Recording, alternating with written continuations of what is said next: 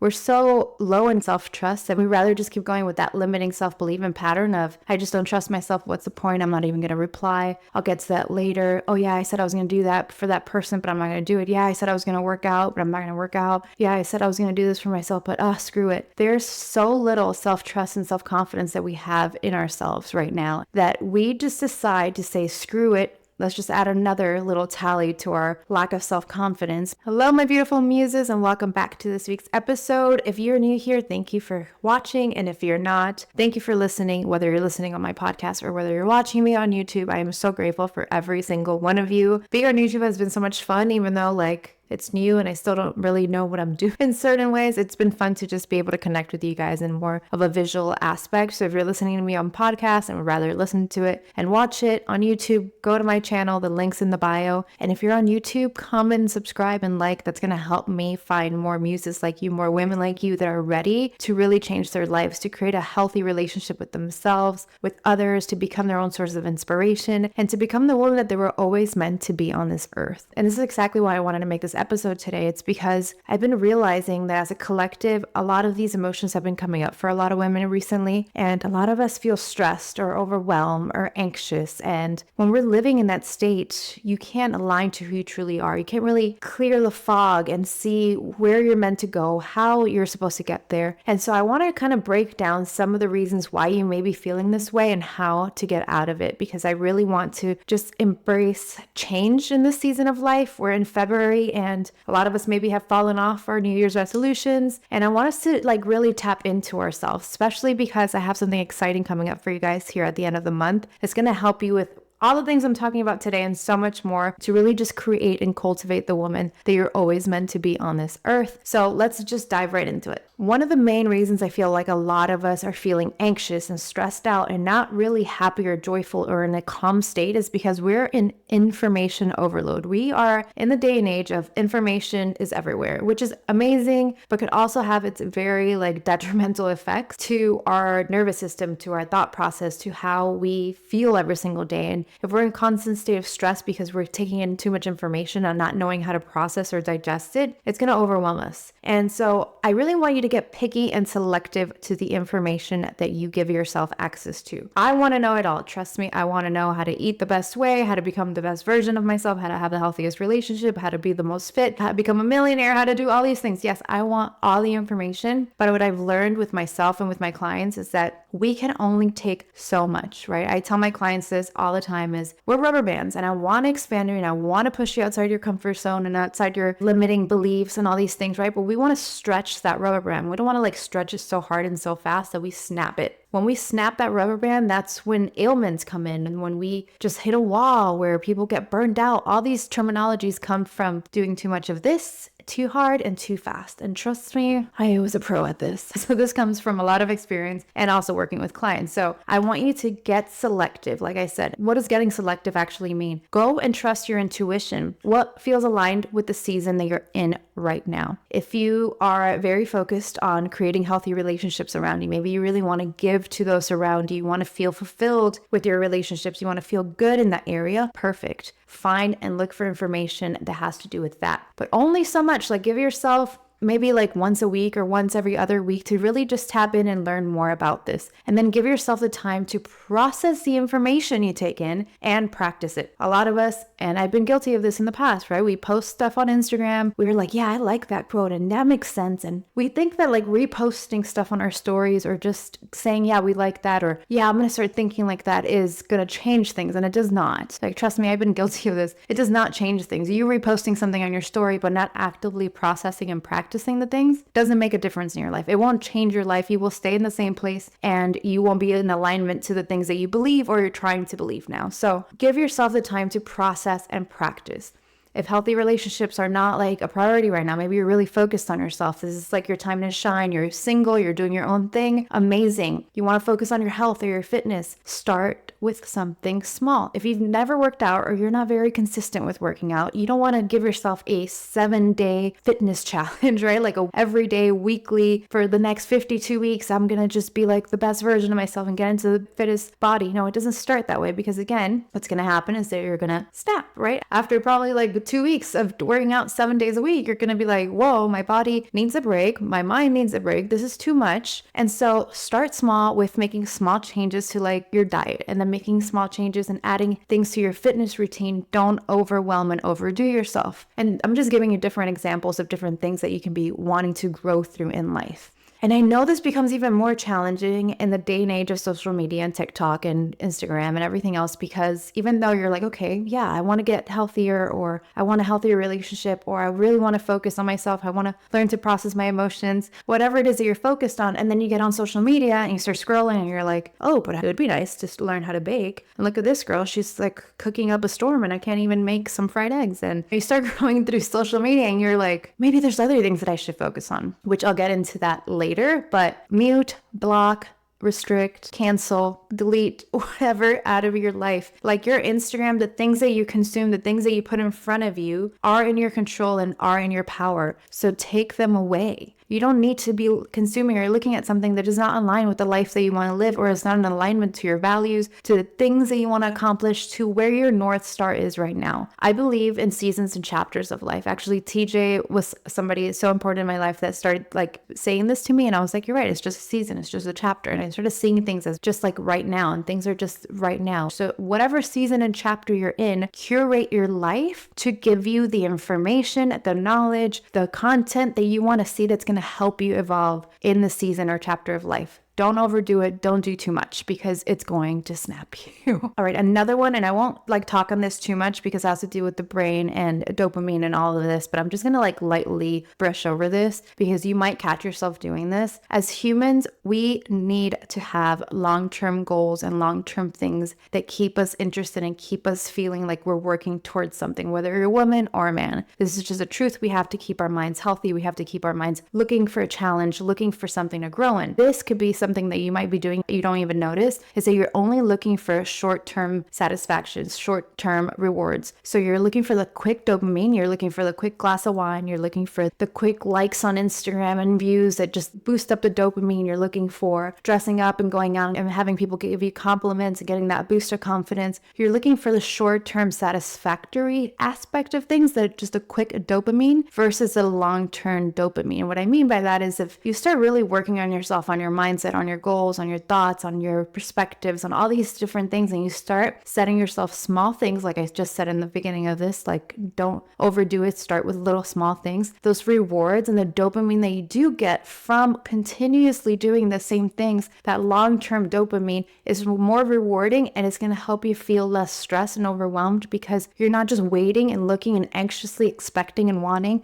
the next little dopamine hit, because it will literally create you into some sort of like drug addict with dopamine, right? It's going to create this like, I need, and you're never going to feel fulfilled. And that's not where long-term joy and happiness comes from. It's just not. You're always going to need that extra little, or if you take Adderall or you take things like that are stimulants to your brain, those are instant dopamine hits that make you feel good. It gives you a high. It tells your brain we're doing something exciting, but you're not. I'm sorry to break it to you, because I know a lot of people are on this like little like hamster wheel of like, I need to just fix things and things need to be quick. And we're in this day and age of things just being a quick fix, but long-term happiness doesn't come from little quick fixes and little dopamine hits. It comes from long-term dopamine hits that create long-lasting happiness. So ask yourself, like, where am I looking for this? Where am I looking for like short-term dopamine hit, instead of creating a longer lasting, joyful experience and fulfillment in life? All right, the next one is one that has been very challenging for me lately, because I've been the recipient of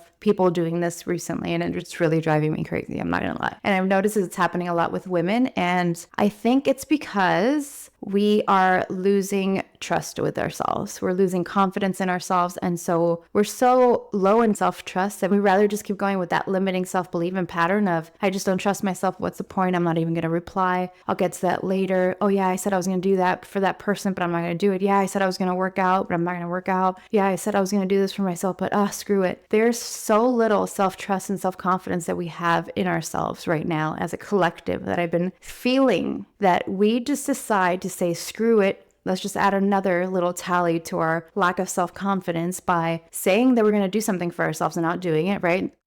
That stress that you're feeling, the overwhelm that you're feeling, the anxiety that you're feeling, it's all normal. And actually, so many women, we experience this on a daily basis. I know I did. For years, I was either overwhelmed with my emotions, of reacting to them, or I was numbing them and trying to escape the uncomfortableness of the emotions. And for the last 6 years, all I've done is create emotional mastery within myself, learn to love my emotions, process my emotions, and I created a free 4-step guide to help you do the exact same thing. You will learn to recognize your emotions, process your emotions, release your emotions, and then communicate your emotions to those closest to you so that you can cultivate healthy relationships with others, but most importantly, with yourself. The link is right here. Sign up now. I am such a big advocate, if you follow me on social media, of showing up for yourself every single day. The reason I say that is because I know, like I said, long-term reward, right? Like I've been saying, let's show up for yourself for the last 4 years, because I realized that showing up for myself, not one day or not in 5 minutes, it wasn't going to give me the long-term satisfaction. I knew it had to be a consistent daily thing. It had to be something that I made a point to do every single day, because it was going to create self-trust and self-confidence in with myself. And so when we don't have self-trust or self-confidence, which honestly are two of the same, when your confidence just means that you're confident that person or that thing is going to do what you expect it to do. So when you don't have confidence in yourself, it means that you don't trust that you're going to keep your word, that you're going to do what you say you're going to do, or there's no confidence or there's no self-trust. And so I want you to ask yourself, where in life are you lacking self-trust and confidence within yourself and within others? Sometimes we promise things to people, or we say we're going to show up in some way, or we say we're going to do something and then we don't do it. And we just expect the other person to just deal with it, forgive us, forget it. And that's just not how life works. Like when you are in alignment with who you truly are, that matters. Your word matters. What you say you're going to do matters. Your discernment matters. How you show up for yourself matters. And I can have a whole, and I maybe will do another episode on just showing up for yourself and what that really means. Because for me, it is most of the time moving my body, working out, reading the Bible in the morning, showing up for myself, mind, body, and spirit. But the days that I am on my menstrual cycle, the days that I have lower energy or I'm getting a little sick, I still show up for myself in those 3 ways, just in a different way, right? And so I want you to start asking yourself,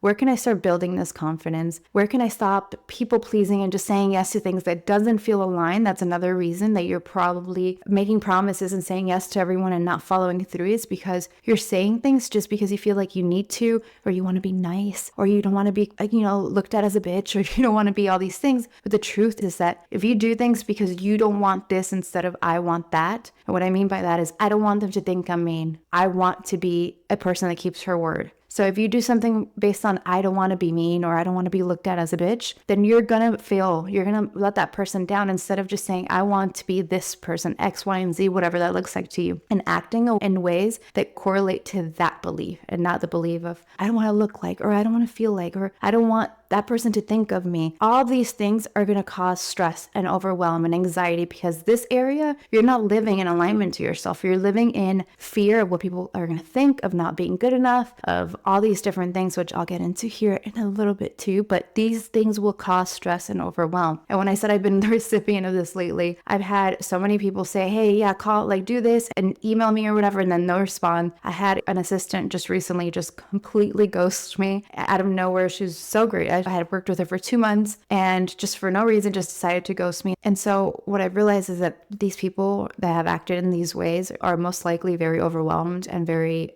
anxious and stressed out with their lives because they're not in alignment with themselves. All right, and the next one I will just touch on briefly because I have made various videos about this, and I also have a free 4-step guide to help you with this very one thing, and that is emotional overwhelm. What I mean by that is that you're feeling an array of emotions at any given time and any day, every week, any month. They're just accumulating and they're causing stress in your body. They're causing overwhelm in your body because you're not allowing yourself to recognizing it, processing it, releasing it, and then communicating it to others. Instead, you're like a ticking time bomb. You're like a volcano waiting to explode. You're ready to just ruin cities and ruin your life because you are just holding on so many emotions that you're not able to process. And so if you need extra help with that, I will leave the guide in the description, but I just wanted to touch on that one lightly because this is probably the most important one of all the ones that I'm going to talk about. Especially as women, we are emotional creatures. We will feel 1,000 different emotions in one day. And I'm not saying that each emotion needs like our care and our attention. Nobody has time for that, but it's the bigger ones. It's the one that causes the stress and discomfort in our body that starts tallying up, and you will have physical and mental breakdowns because of that. Like that will come up in your body. It will come up in the way that you live your life. It will come up in ailments.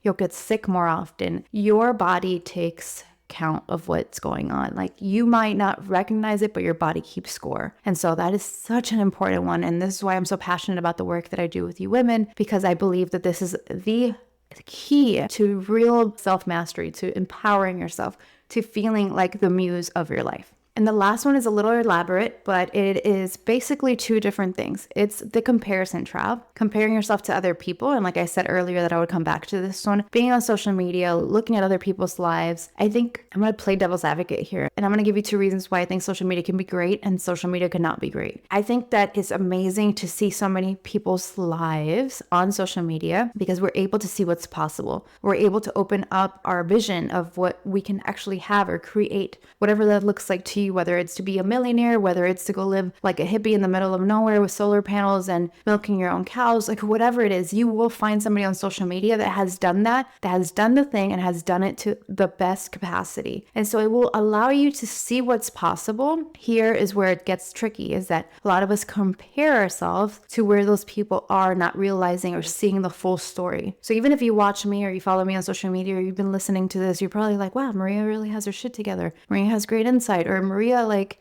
what, I don't know, has a great relationship now. All these things are true now, but they weren't always true. And 5 years from now, I hope that even now I'm like, wow, I didn't even know anything 5 years ago. We are constantly evolving and growing. And so when you're looking at somebody's life, you can go listen to my last video if you want to hear my not so great upbringing in life that I had to crawl myself out of. You don't see those parts of those people's lives, right? The person that becomes a millionaire, unless they're consistently talking about their life and their upbringing or what happened to them to help them get there, we're just comparing ourselves now to where they are now. And there's no comparison because we're all in different journeys. And how I like to see it and how I like to describe it to my clients is this: we are all on a journey of life, right? And think of like we're all at different mazes, right? And it's not a race of who can get to the top faster, or if I'm down here and that person's up here. Like it's not linear. It's not just going straight up. Everyone's path can go a little bit like this and go a little bit like this and go a little bit like this and then take a wide left turn and then go a little bit like this. That has been my life. My life has not always looked amazing, has not always felt amazing. My life had a lot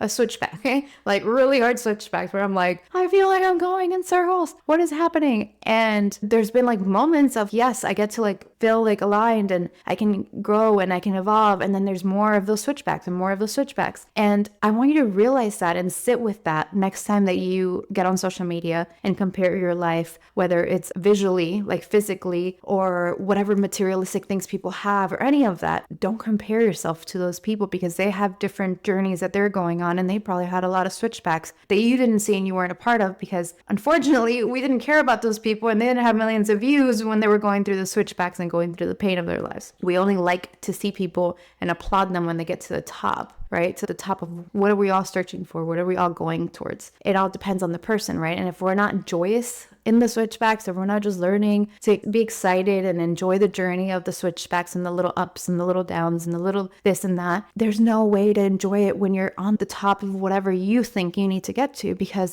there's always a new level and always an up level to hit, right? You get to the top. I hear so many people. I've been very fortunate to have a lot of friends that have hit really great milestones, and I've listened to so many people, and I've gotten and been in rooms with so many people that have achieved amazing things. And I'm a very intuitive person, and I'm a reflector in human design, and I hear them speak and I have some personal conversations with them sometimes, and they're still searching for something else. They're still in the journey. They're not like, oh, I've hit this pinnacle, I've hit this thing in life and nothing else matters, I'm right here, I'm the best ever. They're going after something else. They still don't think that they've hit anything that important. Right? Like as humans, we're so easy to not see how far we've come. We are easy to just want to just go further and do more without even sitting with everything that we've accomplished. And so the person that you're looking up to, the person that you're influenced by right now, the person that you admire has gone through a lot of crap and is still thinking that they haven't done enough. And so ask yourself, like, how can I just better my life? And a lot of this, and this is where I said it was going to be a 2-part last one here, a lot of this comes from not truly knowing yourself. If you don't know who you are, you don't know what you want, you don't know where your North Star is, you're not grounded with who you are, with your intuition, you will try on everyone else's lives and be so frustrated that you don't fit into any of these boxes, or that none of them make sense to you, or that you're not able to get into any of these. And you will consistently be looking for the next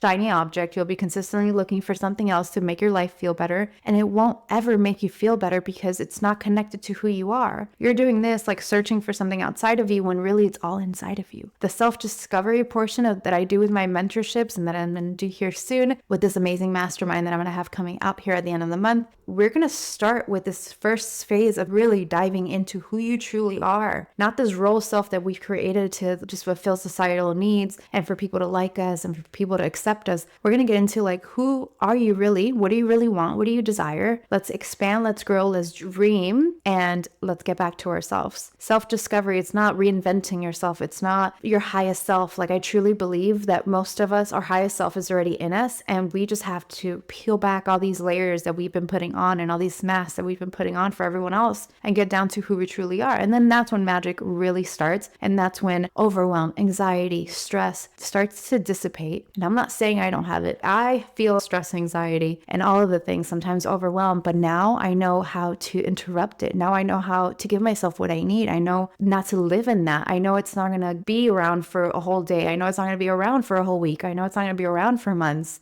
I know when to stop it, because if not, it will derail your life. And I want to help so many of you with this because I truly believe that this is important. And I want to help every woman out there feel less overwhelmed, less stressed, less anxious, and more in tune and grounded to who they truly are and what's important in their life. And thank you so much for listening to this episode. I hope anything I said kind of resonated with you or helped you in some way. Please subscribe, like, and follow my channel. Again, if you're listening to me on my podcast, thank you. I love that you're listening. Leave me a review here. The only reason I'm asking for any of this is because I want to touch more lives like you. I want to touch more women to help them become their own source of inspiration, to help them become the muse of their lives. And go grab my 4-step emotional guide. It's free. I did this because one of my goals and my visions in life is that every woman starts becoming emotionally intelligent and have emotional mastery, because then we become superhuman. Then we can do almost anything and everything that we set our minds to. So again, thank you so much for listening, and I will see you guys next week.